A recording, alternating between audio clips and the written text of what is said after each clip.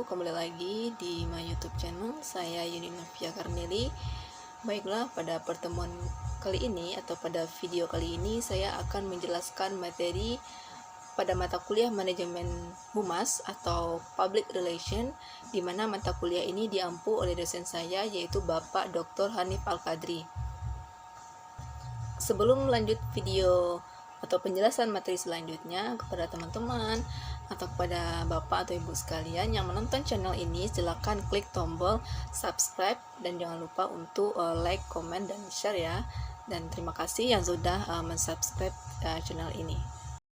Baiklah teman-teman sekalian, kita tidak akan lama-lama membahas pembukaan, langsung saja kepada inti materi pembahasan kita pada kali ini, di mana kita akan membahas materi lanjutan, yaitu tentang bagaimana konsep atau strategi hal-hal yang berkaitan dengan siaran pers atau jumpa pers ataupun presentasi.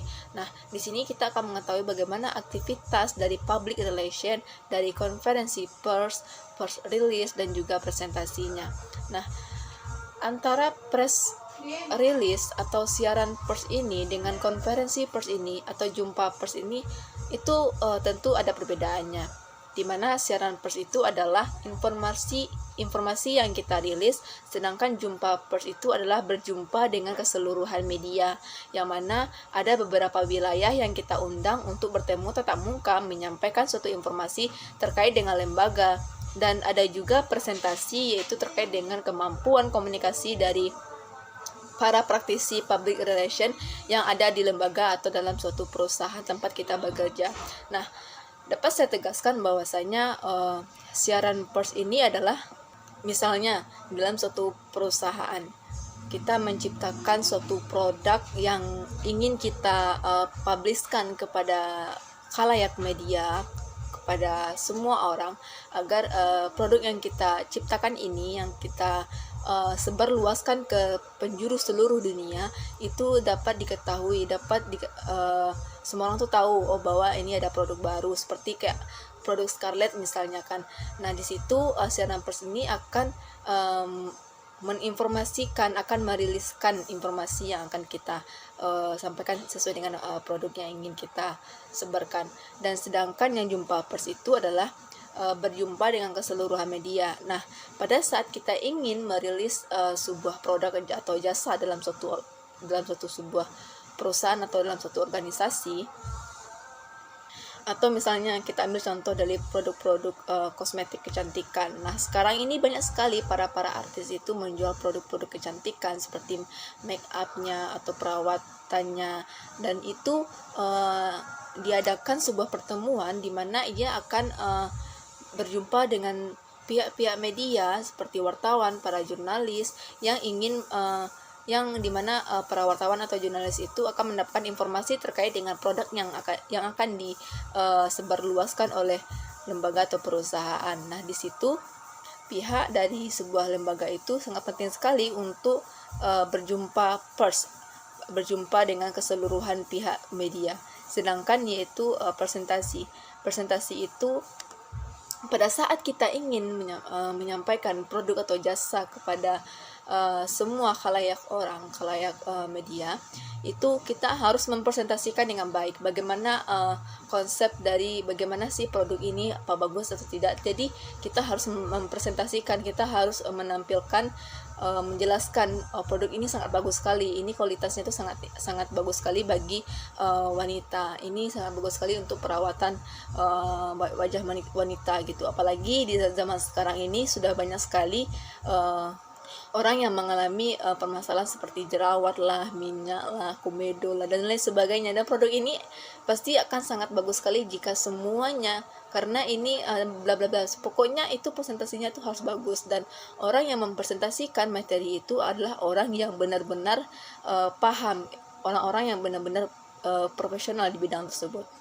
Baiklah, di sini saya akan menjelaskan satu persatu, di mana kita pertama akan menjelaskan tentang siaran pers. Nah, yang tadi itu kita hanya membahas secara definisinya saja. Maksud saya itu membahas secara rinci saja pemahaman menurut saya tentang bagaimana itu siaran pers, bagaimana itu jumpa pers, bagaimana itu presentasi. Nah, sekarang kita akan coba melihat bagaimana apa sih sebenarnya siaran pers atau press release ini. Nah, dari beberapa informasi yang saya dapatkan dan juga penjelasan dari Bapak Dr. Hanif Al-Qadri, dijelaskan bahwasanya siaran pers adalah berita atau informasi yang disusun dan didesain sedemikian rupa oleh lembaga atau perusahaan atau dalam satu organisasi yang melewati tangan-tangan dingin dari seorang praktisi public relation yang menggambarkan keseluruhan kegiatan termasuk proses, bahan produk manusia dan juga jasa-jasa yang ada pada perusahaan tersebut. Nah, menurut seorang penulis buku Public Relation Internasional, dia mengatakan bahwasanya siaran pers ini adalah sebuah berita yang disusun oleh lembaga atau organisasi dalam rangka menggambarkan keseluruhan kegiatan perusahaan tersebut. Tetapi sebenarnya tidak hanya proses saja, tidak hanya sekedar kegiatan, tetapi lebih kepada informasi apapun dan bahkan terkait dengan produk-produk dengan segala sesuatu yang memang ingin kita publiskan, dan kita juga harus didesain sedemikian rupa melalui komunikasi tertulis sehingga bisa dimanfaatkan. Bahkan kita akan melihat seperti apa berita-berita yang ditulis dalam press release ini agar sampai ke khalayak media, yang memang ini adalah salah satu menjadi target market kita. Jika kita tidak bisa meriliskan berita-berita atau informasi-informasi dengan baik, maka mustahil jika informasi tersebut akan tersampaikan dengan baik. Dan kemudian seberapa panjangnya dan apapun bentuk isi serta bagaimana mendesainnya produk ataupun jasa tersebut, hal itu disebutkan sebagai menjadi sebuah kekuatan dan harus dimiliki oleh seorang praktisi public relation. Bukan satu informasi lah yang ditulis begitu panjangnya dalam hal ini. Akan tetapi, bagaimana nantinya sampai menjadi satu statement yang luar biasa, dan itu juga mengevaluasi semua informasi yang akan kita inginkan. Mungkin sekian menit ataupun satu berita saja.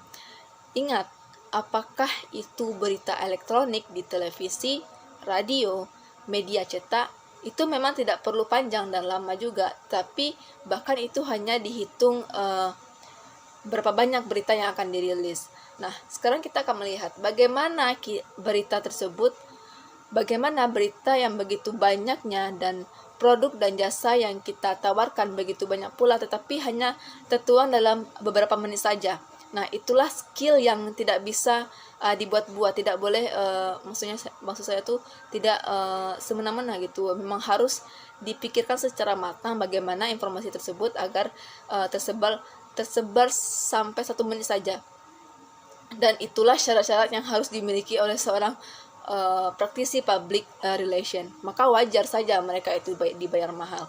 Nah, biasanya dengan kata lain, siaran berita news release ini adalah pesan-pesan atau informasi dari perusahaan yang ditulis oleh praktisi public relation.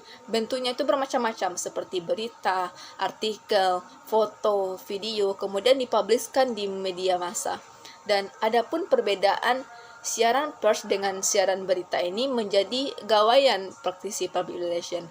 Kalau berita ini lebih kepada tujuan, maka tujuan untuk memastikan satu informasi mendidik, membimbing perkembangan dan ekonomi. Sementara tujuan siaran pers ini tidak hanya untuk menyebarluaskan informasi. Nah, itu perlu kita ketahui bahwasanya siaran pers ini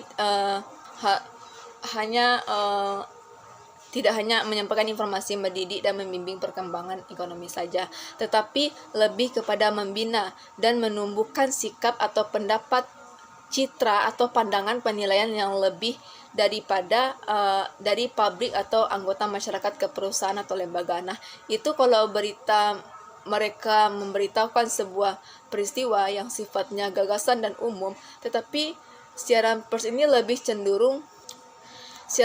lebih cenderung mendidik, memberitahukan tentang peristiwa dan gagasan yang terkait dengan perusahaan kita. Jadi ada proses mendidiknya, dan ini juga suatu usaha untuk mengetahui bagaimana peristiwa itu dapat disampaikan secara mendalam. Dan kemudian perbedaan lainnya itu adalah melaporkan berita. Melaporkan berita ini maksud saya di mana beritanya hanya melaporkan berita yang sesungguhnya. Sedangkan siaran pers ini memiliki tujuan untuk mengalihkan perhatian publik dan fakta yang merugikan perusahaan. Nah, dari beberapa penjelasan terkait dengan press release ini, perlu kita ketahui bahwasanya siaran pers ini lebih banyak dimanfaatkan oleh perusahaan negara dan besar memiliki masalah, dan kita harus tahu bagaimana cara mengelola siaran pers ini. Nah, sebelumnya sudah dijelaskan, dan menurut informasi yang saya dapatkan bahwasanya cara mengelola siaran pers oleh media yang dilakukan oleh para praktisi public relation ini ada 3. Yang pertama yaitu siaran pers ini dimuat sebagaimana adanya. Jika format sudah sesuai dengan media massa yang bersangkutan, maka kita tinggal masuk. Artinya apa adanya. Kalau medianya bertindak seperti ini dan tidak bisa diubah formatnya, ya tinggal diikuti saja gitu. Sedangkan yang kedua yaitu siaran pers ini ditulis ulang oleh media dengan format berita, tetapi mengurangi isi kontennya, kebutuhan utamanya dari berita-berita tersebut. Tetapi sebelum dipublish, ini harus didudukan secara bersama terkait apakah sudah sesuai atau belum. Dan sedangkan yang ketiga yaitu bentuknya tuh dipadatkan jika susunannya berkepanjangan, karena semakin banyaknya berita yang akan kita luruskan, nah maka wartawan atau editor atau media pun sudah mempunyai patokan bagaimana berita-berita tersebut. Dan dari bagaimana cara mengelola siaran pers ini, kita juga harus perlu mengetahui apa saja jenis-jenis dari siaran pers ini. Jenis-jenis siaran pers ini terdiri atas 3. Yang pertama yaitu pengumuman jadwal peristiwa. Di sini, pengumuman jadwal peristiwa itu adalah informasi mengenai peristiwa atau keadaan atau cara yang akan diselenggarakan untuk menarik perhatian publik, menarik perhatian khalayak maupun media, dan hiasan sifatnya itu adalah undangan untuk media massa. Yang kedua, pengumuman digunakan untuk media massa yang pengunggahnya. Maksudnya adalah menyampaikan acara atau peristiwa yang akan terjadi untuk mengajak para media yang ada juga ikut serta untuk menyiapkan peliputannya, agar mereka mempersiapkan diri untuk meliput acara atau peristiwa yang akan kita adakan. Dan biasanya pengumuman itu tidak boleh lebih dari 1 halaman. Dan yang ketiga yaitu siaran berita. Siaran berita ini di mana isinya tuh bersifat berita, pidato, ceramah seseorang atau pimpinan, sehingga ini menjadi pilihan bagi lembaga atau perusahaan yang memanfaatkan siaran pers ini. Nah, sebelum menulis siaran pers ini, ada beberapa hal yang harus kita pertimbangkan, seperti siapa yang akan tertarik atau siapa yang akan dikejar agar press release ini menarik untuk mereka. Jadi kita sebagai PR public relation itu harus mencapai targetnya itu harus jelas. Yang kedua, apakah memberikan informasi baru atau justru tidak. Yang ketiga, apakah akan mempengaruhi kehidupan masyarakat. Jadi semakin banyaknya masyarakat yang dipengaruhi oleh siaran pers yang akan kita buat sejauh itu, dan itu juga akan memberikan dampak kepada kita. Selanjutnya kita akan melihat bagaimana siaran pers ini perlu diberikan tanda untuk segera diberikan praktisi public relation, tanda untuk diterbitkan tanggal berapanya harus dijelaskan. Nah, di sini kita harus melihat bagaimana cara memperhatikan dalam menulis siaran pers ini. Yang pertama itu subjek.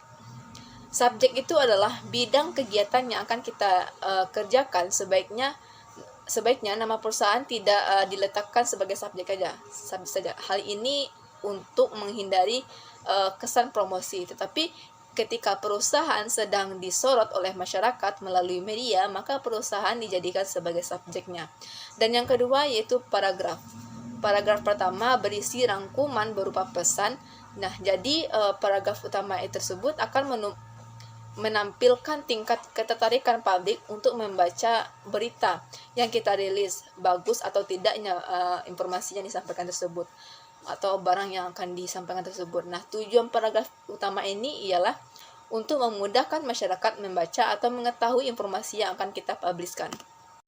Nah, kita sudah sampai kepada pembahasan terakhir dari poin pertama, yaitu siaran pers, yaitu tentang strategi pembuatan siaran pers ini. Nah, ini juga harus perlu kita perhatikan dan harus kita pahami bahwasanya strategi pembuatan siaran pers ini, yang pertama itu diperlukan data yang menarik, jangan hanya sekedar data dan fakta yang biasa saja. Dan yang kedua, penyampaian sesegera mungkin setelah adanya berita tersebut, karena jika ditunda nilainya dapat menjadi habis ketika berita itu sudah lewat. Dan yang ketiga yaitu harus langsung ke media redaksi sehingga tidak tertunda beritanya. Dan yang keempat itu memberikan kebebasan sesuai dengan kebijakan media. Dan yang kelima yaitu pembuatan siaran pers dilakukan adanya prasosialisasi. Nah, itulah beberapa penjelasan mengenai bagaimana itu siaran pers dalam praktisi public relation. Dan selanjutnya kita akan membahas tentang bagaimana konferensi pers, di mana konferensi pers ini berbeda dengan press release. Karena kalau konferensi pers ini beritanya tuh yang dirilis tanpa harus bertemu dengan para jurnalis, sedangkan konferensi pers ini adalah jumpa pers, maka kita disebut sebagai tokoh atau menjadi sumber informasi di mana kita mengundang para tamu untuk menyampaikan statement yang akan disampaikan, dan yang akan menulis itu adalah seluruh para jurnalis yang kita undang. Dapat dikatakan bahwasanya konferensi pers ini atau jumpa pers ini merupakan suatu kegiatan mengundang. Dengan begitu kita harus paham apa perbedaan dari press release sedangkan jumpa pers dengan jumpa pers atau konferensi pers. Jadi dapat kita simpulkan kembali apa itu kegiatan konferensi pers. Kegiatan konferensi pers itu adalah mengundang wartawan untuk berdialog bersama-sama dengan materi yang sudah dibahas atau materi penting yang sudah dibahas yang memiliki nilai berita yang telah disiapkan secara matang oleh lembaga. Perlu diketahui tujuan dari konferensi pers ini yang pertama adalah menyebarluaskan informasi positif. Mustahil jika kita tidak menyebarkan informasi yang berbentuk negatif. Karena itu kita perlu menyebarluaskan informasi yang positif terkait dengan lembaga atau perusahaan. Yang kedua yaitu kita harus menetralisir atau membantah berita-berita yang tidak benar. Jadi itu salah satu fungsinya adalah untuk menetral sekaligus membantah kalau memang ada informasi yang tidak benar di luar dugaan pada saat jumpa pers atau konferensi pers. Yang ketiga yaitu meningkatkan citra. Dengan jumpa pers, informasi akan naik kemana-mana dalam satu waktu bersamaan sehingga semua masyarakat mendengarkan berita yang disebarkan. Mereka akan membaca berita tersebut, akan mendengar dan menilai terkait dengan apa yang telah dilihat. Nah, ini akan membentuk suatu citra lembaga jika informasi yang disebarkan itu bersifat positif yang memberikan pengaruh baik kepada sekutu lembaga perusahaan atau dalam suatu organisasi. Yang keempat yaitu membina hubungan dengan pers. Kita harus paham dan menjalin hubungan yang baik dengan semua orang. Jadi secara otomatis hubungan antara pria lembaga, hubungan antara public relation dengan para jurnalis dan para media atau wartawan, maka kita harus menjalin hubungan yang sangat baik. Dan selanjutnya yaitu kita perlu mempersiapkan bagaimana konferensi pers dalam prakteknya. Hal ini tentu berbeda dengan press release atau siaran pers tadi. Hal ini perlu kita ketahui bahwasanya konferensi pers ini adalah di mana kita menjadi sorotan, menjadi sumber beritanya. Berikut ada beberapa hal yang perlu dipersiapkan. Yang pertama yaitu menyiapkan undangan. Mengirim undangan kepada para redaksi media minimal 3 hari, one day before. perlu mempersiapkan 1 hari sebelum kegiatan konferensi pers itu diadakan. Kenapa kita perlu 1 hari atau 3 hari? Karena kita itu banyak gitu, dimana banyak para jurnalis atau wartawan, dan itu sangat terbatas sekali. Jadi pembagian tugas itu akan agak susah. Yang kedua yaitu kita atau dalam sebuah lembaga atau perusahaan perlu mengecek kembali apakah undangan tersebut telah diterima, jadi jangan dikirim kemudian sekali saja. Jadi perlu diketahui bahwasanya public relation ini perlu mengecek kembali apakah undangan tersebut sudah diterima atau belum, dan perlu ditanyakan beberapa kesediaan para jurnalis atau wartawan yang akan hadir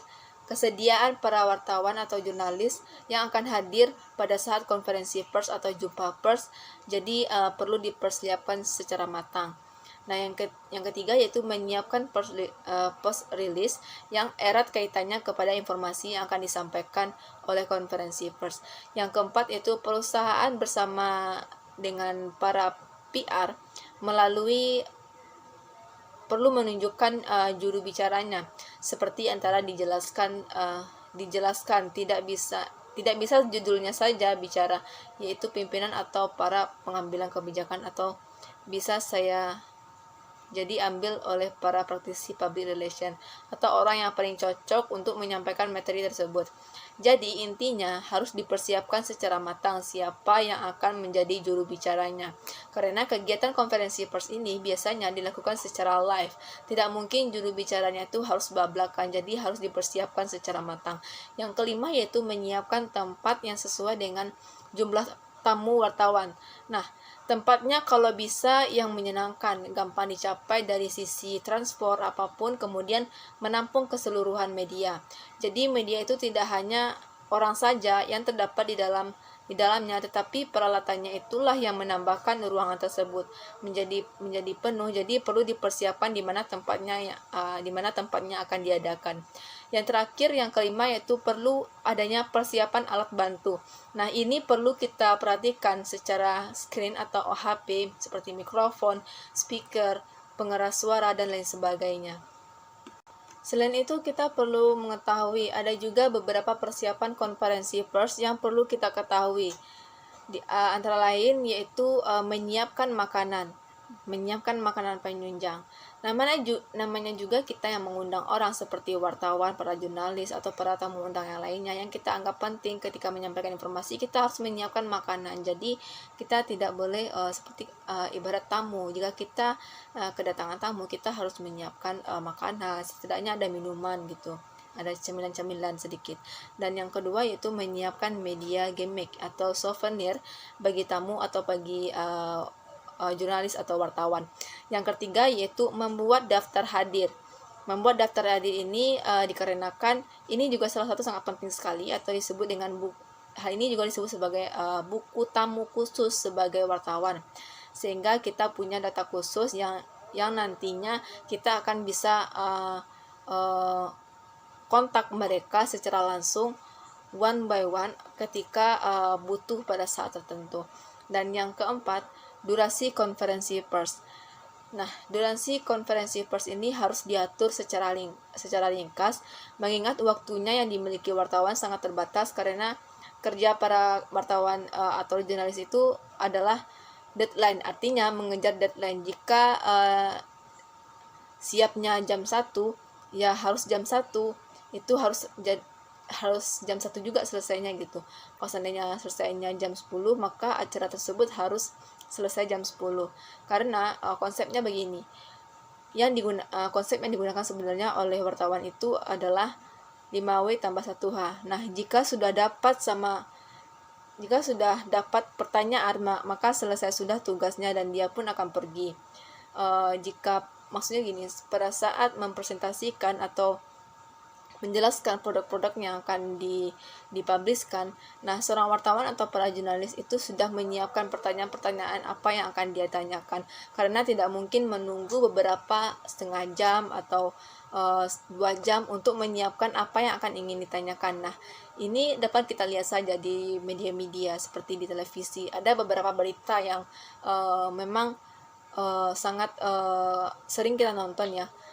pada saat orang itu selesai acara, itu langsung wartawan itu mendekat, langsung bertanya, bagaimana ini Pak, apakah ini sangat membantu sekali Pak, bagaimana motivasi Bapak hal ini dan sebagainya.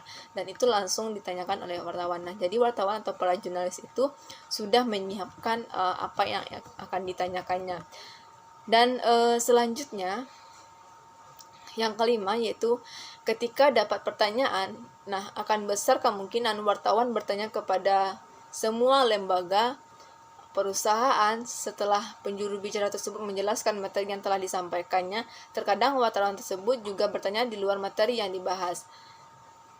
Nah, begitulah yang perlu itulah yang sebuah lembaga atau perusahaan perlu mewaspadai dan perlu berhati-hati sebuah lembaga atau perusahaan dalam menyampaikan materi atau informasinya, karena wartawan tersebut akan menjadi celah-celahnya gitu, dimana akan menjatuhkan atau bertanya terkadang dengan permasalahan yang disampaikan atau informasi yang akan disampaikan.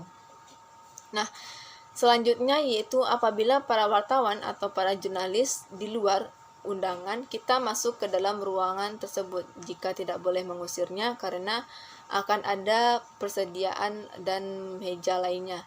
Jadi jangan diusir, biarkanlah mereka tersebut menyiapkan berita-berita yang akan dirilis, karena bisa saja orang yang di luar dugaan, orang yang tidak kita undang itu akan memberikan faktor yang mempengaruhi tingkat. Maksud saya jika orang yang tidak kita undang atau di luar dugaan, orang itu akan memberikan dampak baik bagi perusahaan atau lembaga. Nah, sekarang kita akan melihat bagaimana presentasi dari kompetensi pers. Perlu kita ketahui konferensi pers ini perlu kita sediakan secara matang-matang, karena jumpa pers atau berjumpa dengan media itu tidak hanya berjumpa saja. Di sana kita juga akan ditanyakan bagaimana soal produk atau jasa yang akan lembaga atau perusahaan itu dipubliskan. Nah, karena ini juga akan mendapatkan faktor baik itu dapat dipengaruhi ataupun tidak, apakah itu dampaknya positif atau tidak, itu tergantung kita menyampaikan informasi dan tergantung jawaban yang kita berikan kepada wartawan, dan juga tergantung dengan pertanyaan yang diberikan oleh wartawan tersebut. Nah, sekarang kita sudah berada di bagian terakhir, di mana kita akan melihat bagaimana proses kegiatan dari konferensi pers ini. Perlu diketahui yang dituntut oleh sumber berita ini adalah bagaimana dia mempresentasikan atau kemampuan presentasi dipakai dengan ikhwan atau jumpa persnya itu akan dilaksanakan. Nah, kenapa hal ini menjadi penting? Karena konferensi pers membutuhkan presentasi yang sangat baik.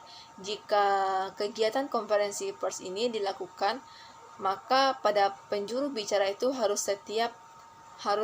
siap, karena pada saat selesai presentasi, para penjuru tersebut tidak hanya diam saja ketika presentasinya sudah selesai gitu, dia harus mengolah kembali terkait dengan informasi yang disebarkan, karena hal ini dapat kita lihat bahwasanya di depannya itu banyak sekali para jurnalis atau para wartawan yang akan memberikan pertanyaan-pertanyaan terkait dengan materi yang dibahas atau informasi yang disampaikan oleh para penjuru bicara atau juru bicara. Jadi dia harus profesional. Perlu diketahui bahwasanya para jurnalis atau para wartawan itu, mereka adalah wartawan yang memiliki kemampuan berpikir yang kritis, sehingga pada saat mereka berbicara sudah selesai, maka dia akan langsung bertanya terkait dengan informasi atau materi yang disampaikan. Terkadang hal yang ditanyakan itu di luar dugaan kita. Ketika informasi yang kita sampaikan itu, yang kita bahas itu lain juga yang ditanyakan oleh para jurnalis atau para wartawan. Nah, di situ kita harus mempersiapkan pertanyaan-pertanyaan yang kemungkinan akan ditanyakan oleh seorang wartawan atau para jurnalis. Karena dapat kita ketahui bahwasanya jumpa pers ini tidak luput atau tidak lepas dari tanya jawab, demi mendapatkan berita yang jelas dan berita yang bagus yang nantinya akan mereka publiskan di sosial media. perlu kita ketahui bahwasanya ada beberapa hal yang penting yang harus kita perhatikan sebagai calon praktisi public relation atau PR atau humas dalam sebuah lembaga yang akan melaksanakan jumpa pers atau konferensi pers. Antara lain yang pertama yaitu terkait dengan mempresentasikan informasi yang sudah kita buat tadi. Jadi informasi yang sudah disiapkan atau materi yang sudah disiapkan itu harus dengan matang. Jika kita tidak, jadi kita tuh tidak perlu terbata-bata dalam menyampaikan materi tersebut, terkhususnya para juru bicara. Yang kedua yaitu bagaimana menjawab pola dari pertanyaan-pertanyaan yang diajukan oleh para jurnalis atau para wartawan. Dan justru pertanyaan-pertanyaan yang disebutkan itu tidak diharapkan oleh narasumber. Jadi di luar dugaan, kita harus mempersiapkan dengan matang juga. Dan yang ketiga yaitu memberikan press release kepada audiensnya. Nah, jadi press release ini yang sudah kita buat dan kita sampaikan itu sebaiknya harus dibaca oleh mereka, sehingga pemahaman mereka akan lebih cepat dan bisa sesuai dengan apa yang disampaikan. Dan yang terakhir yaitu selebihnya adalah urusan personal. Bagaimana komunikasi presentasinya itu harus diperhatikan, bagaimana supaya tidak kaku dan bagaimana supaya presentasi itu lancar. Mungkin sekianlah video presentasi dari saya atau analisis terkait dengan materi yang saya pelajari hal ini. Jika ada kesalahan kata dan kesalahan pengucapan, saya mohon maaf. Saya akhiri video ini. Wassalamualaikum warahmatullahi wabarakatuh.